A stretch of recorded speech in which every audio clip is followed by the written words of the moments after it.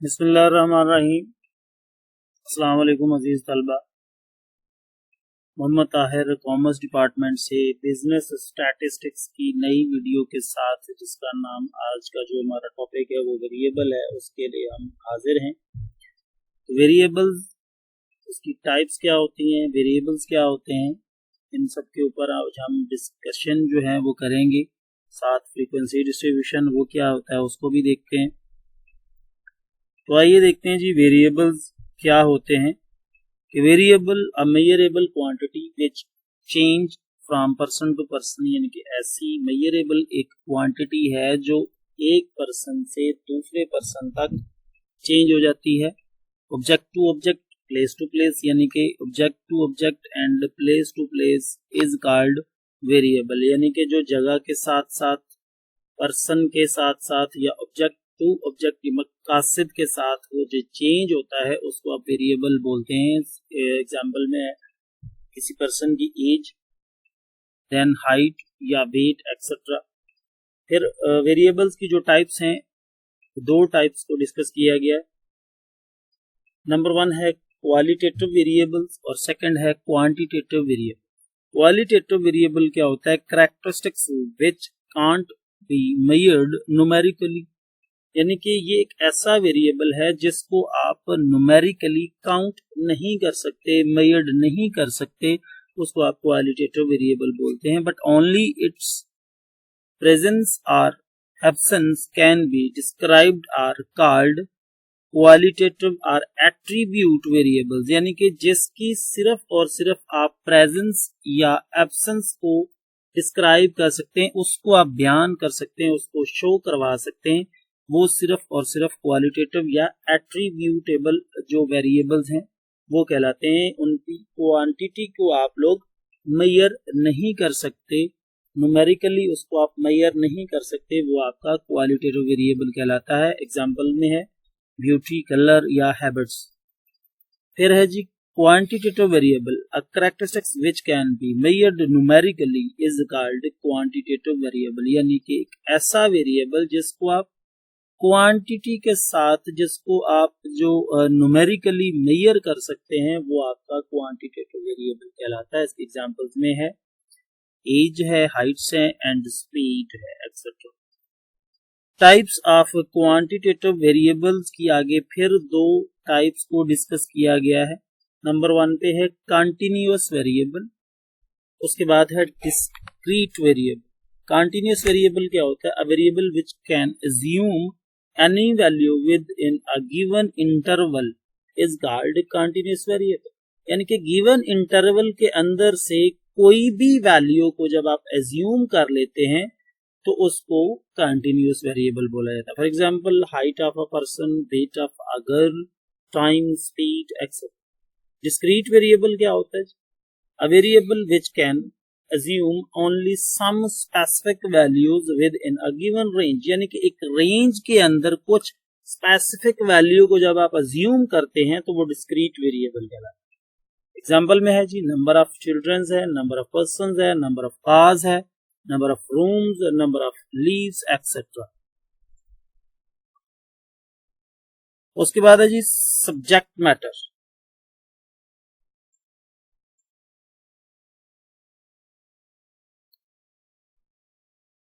इसमें है population, the number of objects under consideration is called population. Example में है जी number of students in a college, यानी कि number of objects under consideration, यानी कि आपकी जो कंसिडरेशन के अंडर है उनके जो नंबर ऑफ ऑब्जेक्ट्स हैं, नंबर ऑफ मतलब कैंडिडेट्स हैं, उसको आप क्या बोलते हैं?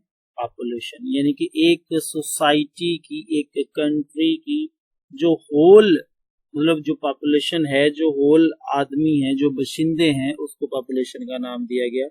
सैंपल के it is a small part of population, यानी कि एक पॉपुलेशन के अंदर एक छोटा सा जो पार्ट्स है, जो मतलब सैंपलिंग बेस पे जो आप सिलेक्शन करते हैं उसको सैंपल बोलते हैं, which represents the whole population, जो पूरी पॉपुलेशन को रिप्रेजेंट्स कर रहे होते हैं। ऑब्जर्वेशन क्या है? In statistic any observation means any sort of numerically recording of information, यानी कि न्यूमेरिकली इंफॉर्मेशन को रिकॉर्ड करना ऑब्जर्वेशन कहलाता है।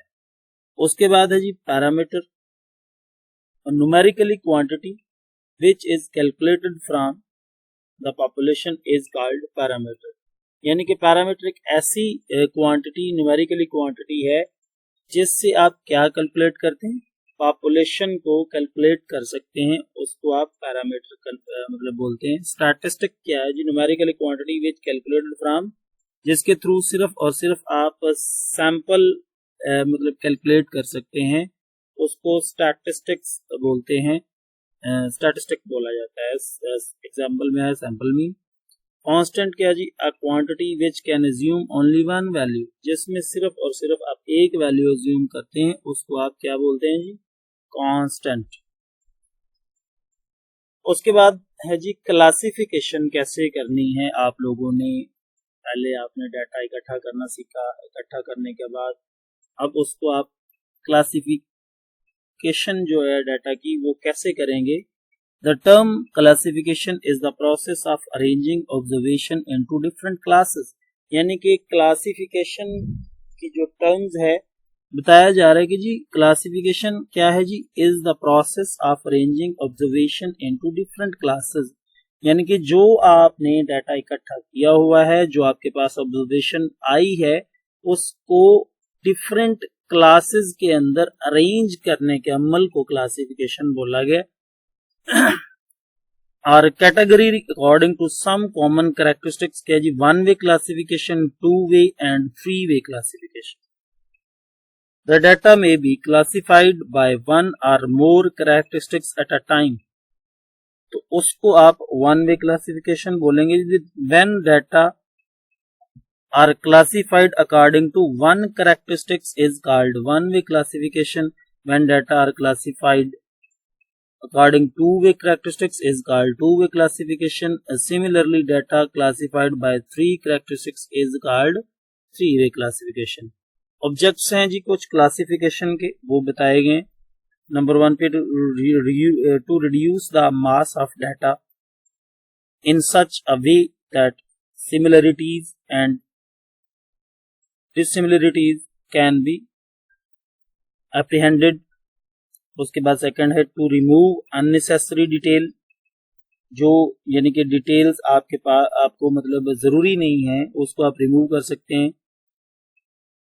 फैसिलिटेशन कंपैरिजन, ठीक है, कंपैरिजन के अंदर जो है वो आपको ये क्लासिफिकेशन जो है वो मतलब फैसिलिटेट करती है। To clear significant features of the data at a glance, यानी कि जो आपने डाटा इकट्ठा किया हुआ है उसके जो फीचर्स हैं वो क्लियरली आप लोगों को जाहिर हो रहे होते हैं।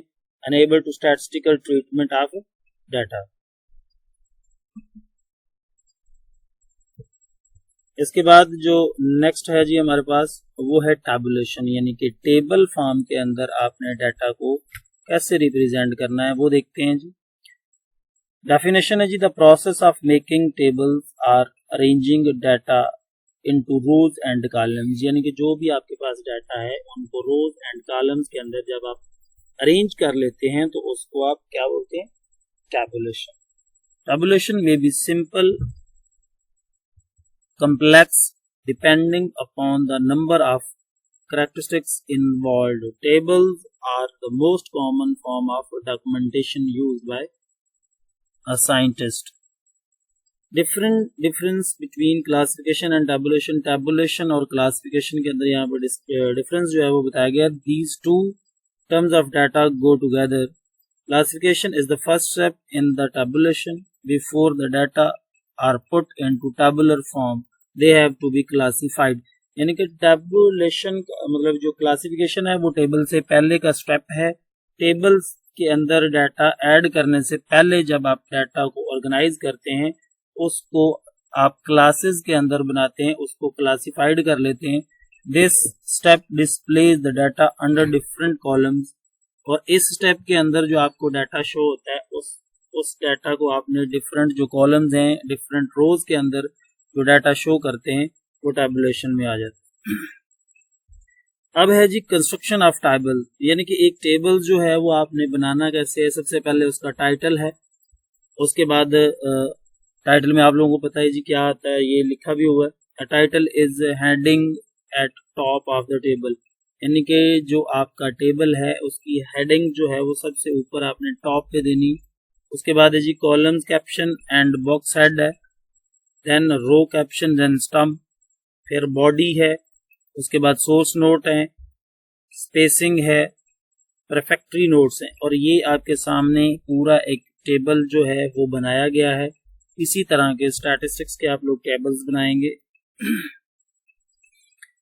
उसके बाद है जी हमारे पास फ्रीक्वेंसी डिस्ट्रीब्यूशन क्या होता है, a grouping of data into mutually exclusively classes showing the number of observation in each class is called frequency distribution। मैं कह रहे जी डाटा को आपने ग्रुप फॉर्म के अंदर म्यूचुअली एक्सक्लूसिवली उनकी जो क्लासेस के अंदर जब शो करवाते हैं, नंबर ऑफ ऑब्जर्वेशंस की जो हर एक क्लास की जो फ्रीक्वेंसी होगी उसको आप क्या बोलते हैं, frequency distribution. The number of observation falling in a particular class is called class frequency or simple frequency। It is denoted by F। Data presented in the form of frequency distribution are called group data। यानी कि जो data आप frequency की सूरत में आप मतलब show करेंगे उसको क्या बोलेंगे आप, group data. While the data in original form are referred as ungrouped data, यानी कि जो डाटा आपके पास अनऑर्गेनाइज्ड होगा, ओरिजिनल फॉर्म में होगा, वो आपके पास अनग्रुप डाटा आएगा। फ्रीक्वेंसी के अंदर है जी class limits, class boundary, class mark and class interval, ये 4 बेसिक पॉइंट्स हैं।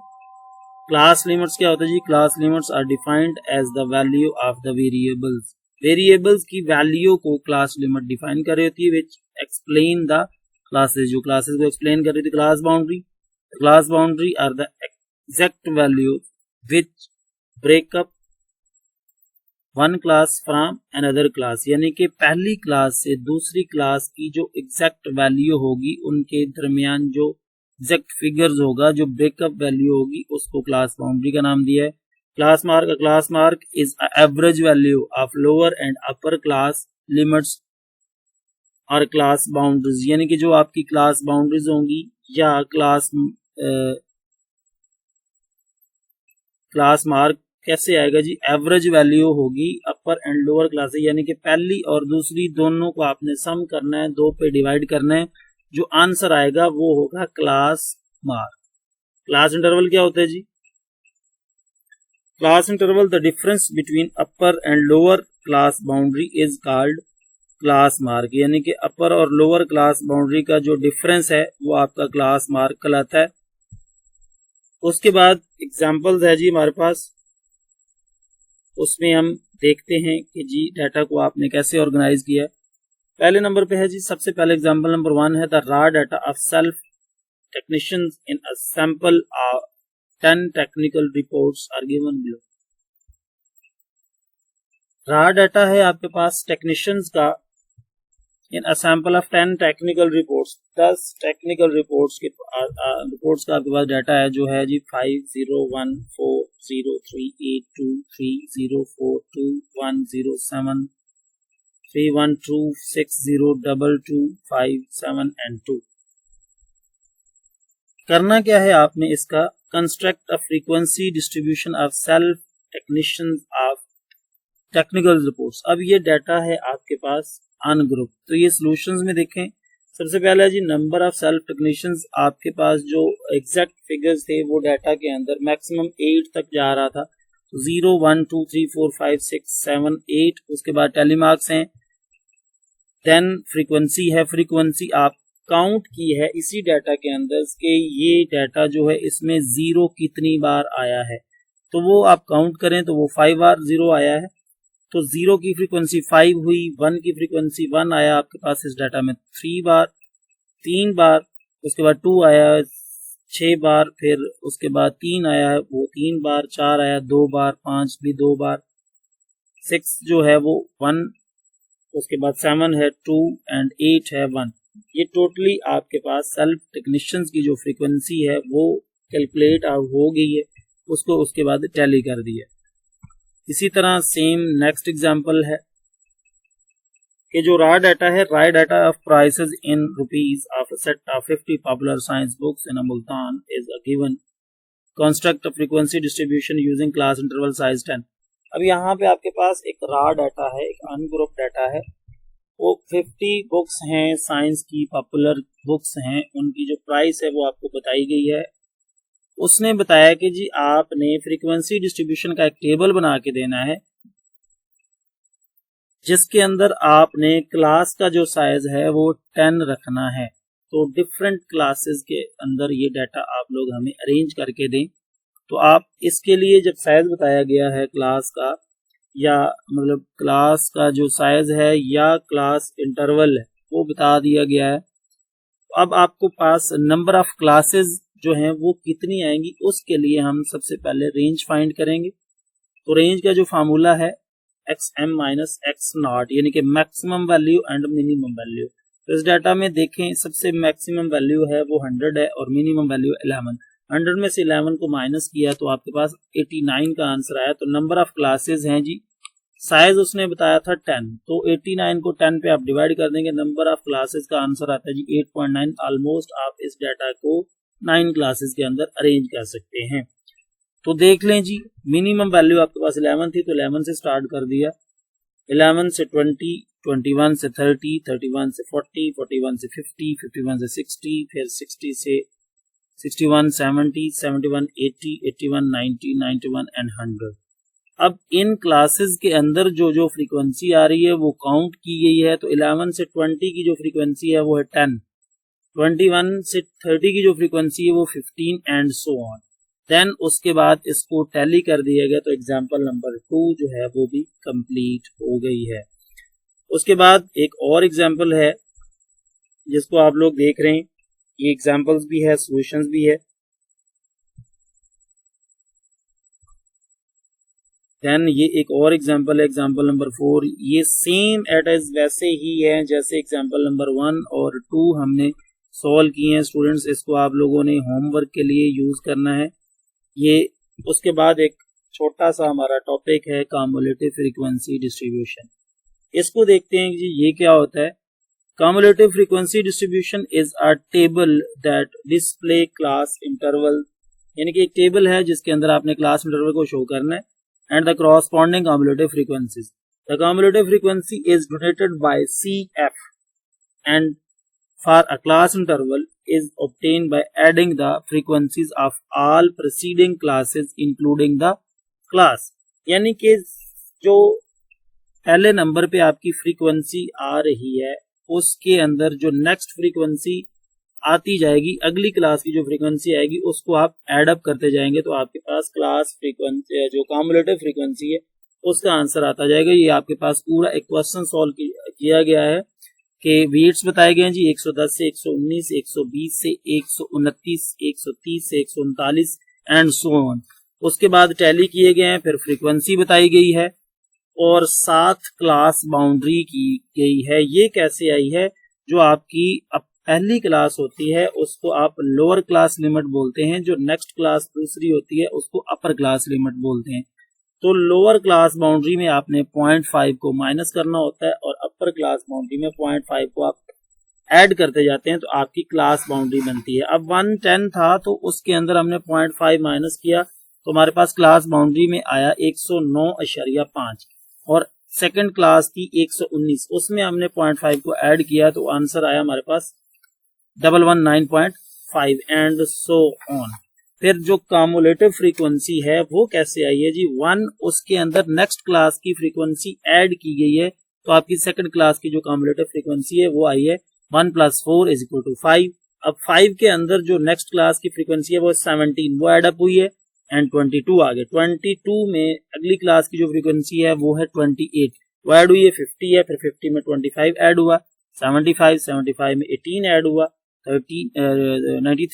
93 में 13 ऐड हुआ, 106 में 6 ऐड हुआ, 112 में 5 ऐड करते हैं तो 117 + 2 तो 119 के अंदर आप 1 प्लस करते हैं तो आपके पास 120। इस तरह से स्टूडेंट ये कम्युलेटिव फ्रीक्वेंसी आई है। उम्मीद है कि ये टॉपिक भी आपको समझ आया होगा। अब ये कुछ प्रैक्टिकल क्वेश्चंस हैं जो कि आप लोगों ने होमवर्क के अंदर सॉल्व करने हैं।